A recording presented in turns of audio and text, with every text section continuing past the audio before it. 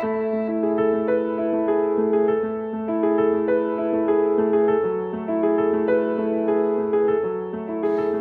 pa rin na nagtatanong, ano raw ba ang Usana? May mga kwento-kwento na ito ay isang kulto, pyramiding, tao-tao. Sabi ng iba, scam daw ito. Ngunit hindi lingid sa kaalaman ng iba na sa ilang taon nating pagsasama-sama na ang lahat ng matamis sa tagumpay ay nagsisimula sa isang munting pangarap. Sa isang maliit na hakbang tungo sa mas magandang hinaharap. Bawal ang shortcut. At hindi dahil sa nauna ka ay masayaman ka. Palagay ko ay panahon na upang ibaon sa limot ang ganyang lumang kanta. Ikaw, bakit ka nga ba nag-Usana? Para sa pamilya ang karamihang sagot ng iba.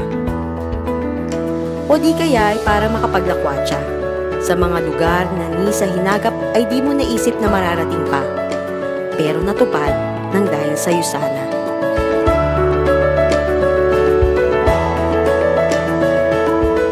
Samantalang ang iba naman, napabilib ng gusto ng dahil sa produkto. Aba, dapat lang kasi scientist yata may-ari nito. Bakit ka humahataw? Dahil naniniwala kang malayo ang mararating mo balang araw. Sa lahat na walang sawa, naniniwala at nagtiwala na dito ay mayroon palang mapapala. Ang puyat, ang gutom, ang lahat ng rejection, may katumbas na gantimpala. Hindi ka bumitaw. Pinatunayang kaya mo naman palang maging Premier Platinum Paysetter. Nagulat nga kami ang dami mo ng business centers.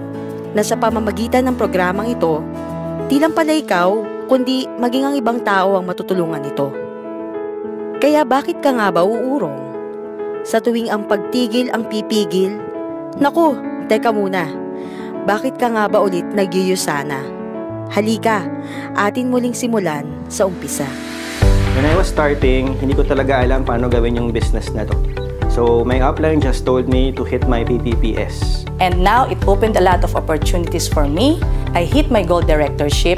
And then I had the travel incentive in Maldives. Hindi talaga tumigil doon kasi nakita ko talaga yung value niya.